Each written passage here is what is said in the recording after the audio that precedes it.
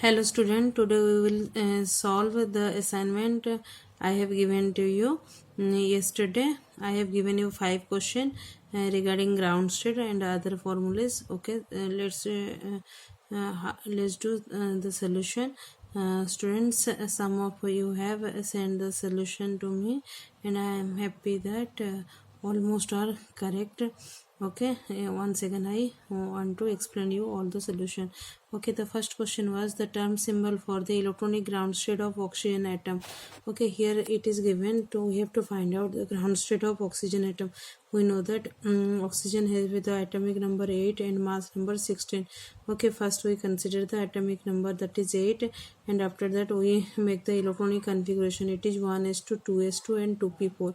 Okay, the last orbit में जो आपका इलेक्ट्रॉन है वो 4 है ना, तो इसका अगर हम फिर करेंगे पी वाले ऑर्बिटल को हम लेंगे है ना, पी वाले ऑर्बिटल में आपका एल का वैल्यू होता है 1 है ना, तो एम एल का वैल्यू कितनी होगी, दैट इज इक्वल टू -1 0 और 1.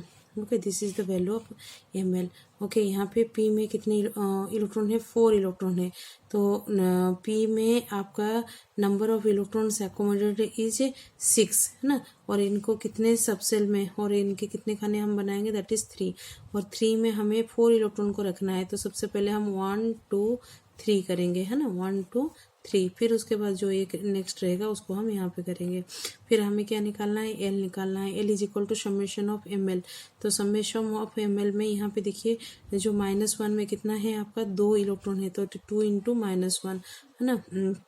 फिर यहाँ पे आपका 0 है ना, 0 और ये में ये वैल्यू है, तो दिस इक्वल टू एल में कितना है आपका 0 है, फिर दिस इज इक्वल टू 1 है.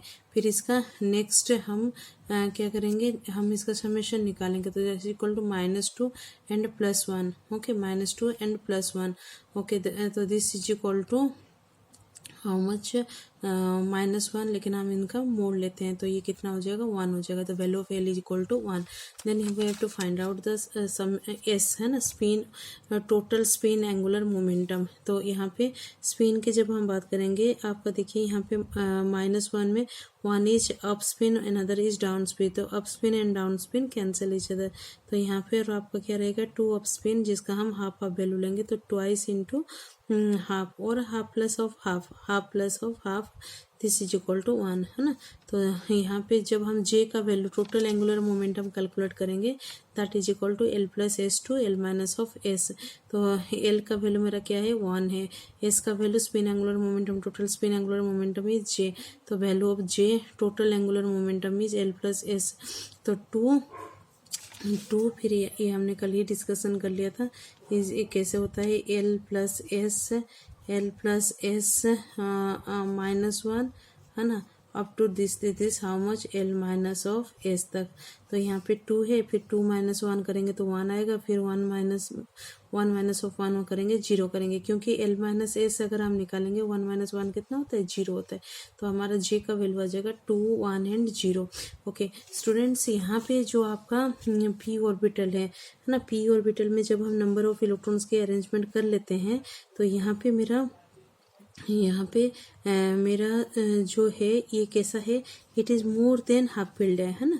तो हमने ये हुंस रूल में पढ़ा है, if electronic configuration is more than half filled we take the maximum value of J है ना. तो मैक्सिमम वैल्यू ऑफ जे, तो हमारे ग्राउंड स्टेट निकालने के लिए और मिनिमम एनर्जी निकालने के लिए हम मैक्सिमम वैल्यू ऑफ जे लेंगे, और क्या लेंगे हम मैक्सिमम वैल्यू ऑफ एल लेंगे, दैट इज आपका 1 है, और maximum value of S is 1 है. तो सबसे पहले हम सारा टर्म सिंबल निकाल लेते हैं. टर्म सिंबल आपका क्या हो जाएगा, दिस इज इक्वल टू 3 है ना, 2s + 1 ये होता है ना, 2s + 1 एल जे, तो एस का वैल्यू मेरा 1 है, तो ये कितना हो जाएगा, 3 हो जाएगा. एल का वैल्यू मेरे पास क्या था, एल का वैल्यू इज आपका 1 था, एल का वैल्यू इज योर 1, तो यहाँ पे क्या हो जाएगा, P L is equal to 1 मतलब पी हो जाएगा.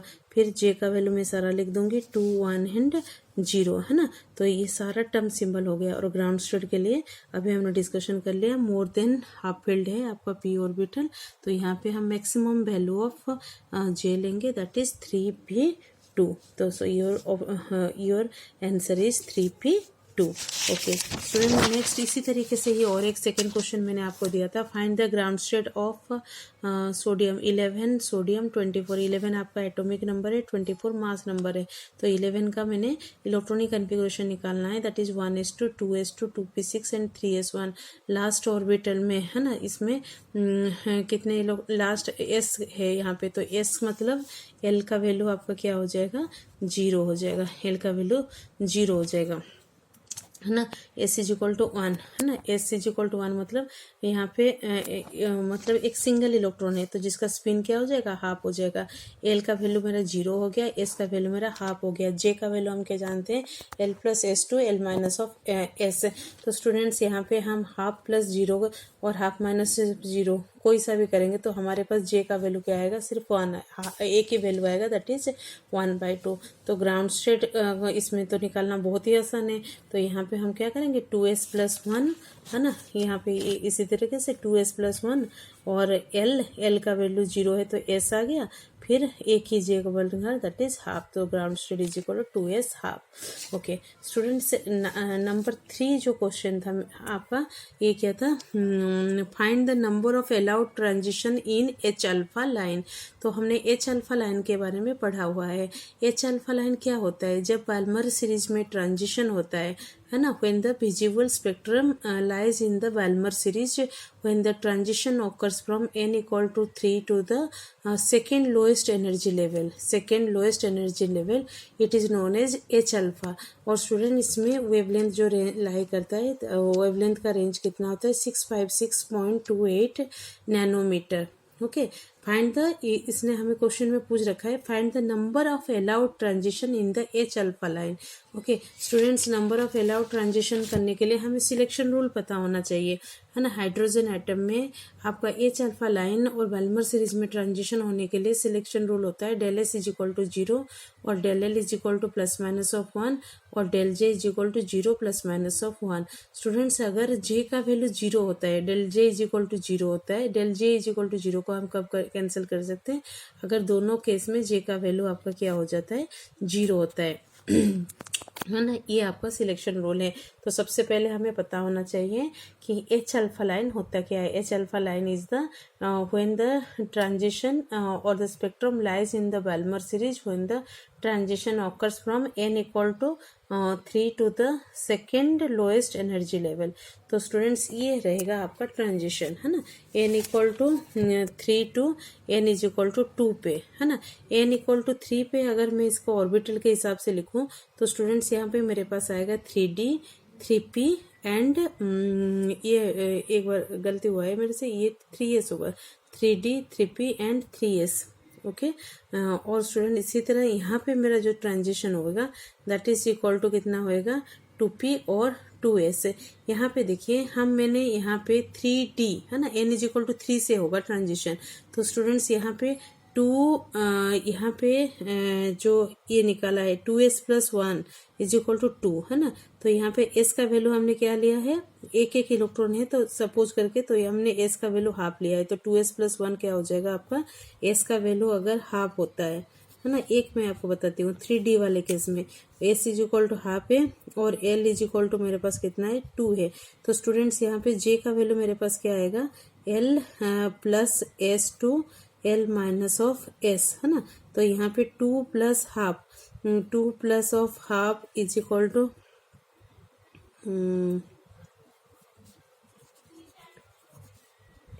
है ना। तो ये मेरा हो जाएगा 4 प्लस 1 इक्वल टू 5/2 और ये 2 minus of half is equal to हो जाएगा मेरा 3/2। तो यहाँ पे स्टूडेंट्स डी के लिए जो आपका टर्म सिंबल होंगे दैट इज 2d 5/2 से 2d 3/2। ठीक है स्टूडेंट्स, ये कंफ्यूज मत होना कि यहाँ पे 2d हाफ क्यों नहीं आया, क्योंकि ये हाफ आने की कोई गुंजाइश ही नहीं है। आपके पास l plus S to L minus of S होता है। और स्टूडेंट्स आप ऐसे भी देखो 5/2 फिर 5/2 माइनस ऑफ 1 करेंगे हम, है ना, तो ये भी क्या हो जाएगा 3/2 और l माइनस एस का वैल्यू कितना हो जाएगा 3/2। तो यहाँ पे सिर्फ दो ही डी वाले में पॉसिबल है, एक डी इज इक्वल टू 5/2 और एक डी इज इक्वल टू 3/2। उसी तरह पी वाले केस में है ना, तो इसमें क्या हो जाएगा, एस का वैल्यू आपका हाफ रहेगा और पी का वैल्यू आपका 1 रहेगा, मतलब पी के लिए एल का वैल्यू 1 रहेगा। तो इसमें जो स्टेट्स होंगे दैट इज 2p 3/2 से 2p 3/2 एंड 2p हाफ। और 3s के लिए है ना, 3s के लिए आपका क्या हो जाएगा, यहाँ पे जब मैं लिखूंगी तो यहाँ पे मेरा हो जाएगा 2s हाफ, यहाँ पे क्या हो जाएगा 2s हाफ। और स्टूडेंट यहाँ पे देखिए, यहाँ पे 2p है, तो यहाँ पे जब मैं लिखूंगी है ना, तो यहाँ पे जब लिखेंगे तो यहाँ पे क्या आ जाएगा 2p 3/2 और 2p हाफ। और एक लोएस्ट ट्रांज n इक्वल टू 3 से लोएस्ट एनर्जी स्टेट में है ना, तो 2p भी हो सकता है 2s में जब हम करेंगे तो ये क्या हो जाएगा 2s हाफ। ओके, तो स्टूडेंट्स अब ये जो आपका एनर्जी लेवल्स मैंने ले लिया, इसके अंदर मुझे ट्रांजिशन करानी है। ट्रांजिशन कराने के लिए आपका कंडीशन क्या है कि डेल एल का वैल्यू प्लस माइनस ऑफ 1 होना चाहिए और del S is equal to 0 होनी चाहिए और del J is equal to 0 plus minus of 1 होनी चाहिए। यहाँ पे सबसे पहले ये वाला ट्रांजिशन को आप देखिए, 2s हाफ से 2p 2s हाफ से 2p हाफ। तो यहाँ पे ये 0 है, यहाँ पे 1 है, 0 माइनस ऑफ 1, तो ये -1 दे रहा है, डेल एल का वैल्यू -1 दे रहा है। और ऐसे भी अगर हम देखेंगे हाफ माइनस ऑफ हाफ, तो भी यहाँ पे डेल जे की वैल्यू क्या दे रहा है 0 दे रहा है। स्टूडेंट उसी तरह यहाँ पे 2s हाफ से 2p 3/2 है ना, तो s और p में देखिए ट्रांजिशन जब हो रहा है तो ये l का वैल्यू 0 है और l का वैल्यू 1 है, तो ये क्या हो जाएगा del L is equal to क्या दे रहा है -1 दे रहा है। और स्टूडेंट्स यहाँ पे हाफ और -3/2, तो यहाँ पे डेल जे का वैल्यू क्या दे रहा है आपको, डेल जे का वैल्यू आपको -1 दे रहा है। तो स्टूडेंट्स ये सारे ट्रांजिशन को ये -1 का होगा है। यहाँ पे फिर कुछ देखिए, कुछ आपका 2p हाफ से 2s हाफ है ना, तो ये +1 की वैल्यू देगा है। फिर 2p 3/2 से 2s हाफ, ये भी आपको +1 का वैल्यू देगा। तो हर जगह हमें डेल्टा एल और डेल्टा जे की वैल्यू को देखना है। तो ये सारे आपके पॉसिबल ट्रांजिशन है और इनको करने के बाद हमें जो पता चलेगा कि टोटल नंबर ऑफ ट्रांजिशन कितने होंगे, आपका 7 होंगे। So option D is the correct answer.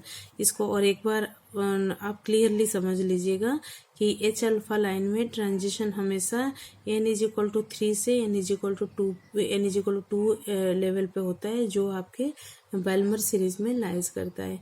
फिर इस हिसाब से आप समझिएगा कि यहाँ पे 3D को हमने किस हिसाब से लिखा है, यहाँ पे 2D 5/2 2D 3/2, फिर P को हमने लिखा है 2P 3/2 2P हाफ, और 3S को लिए हमने इसको क्या लिखा है 2S हाफ है, यहाँ पे 2S + 1 करके, हाँ, जिसमें स्पिन को हमने हाफ लेते हुए इसको सॉल्व किया है। ओके, तो number of allowed transition is 7। Then comes to student next question. Next question आपका क्वेश्चन नंबर 4 था, which one of the following spectroscopic term is not allowed. तो स्टूडेंट इसमें एक एक करके हम चेक करेंगे है ना। 2s + 1 इज इक्वल टू 2 है, यहाँ पे देखिए हर एक टर्म में 2s + 1 इज इक्वल टू 2 है, तो साफ सी बात है हम एक के लिए भी सॉल्व करेंगे तो ये सारा हमारा निकल जाएगा। 2s + 1 इज इक्वल टू 2, तो s is equal to half है। अब d के लिए l का वैल्यू 2 होएगा, तो l का वैल्यू अगर 2 होता है, s is equal to half होता है, तो j का वैल्यू आपका l + s to l minus of s है ना, तो ये क्या हो जाएगा 5/2 3/2, तो यहाँ पे 3/2 है तो इट इज अलाउड।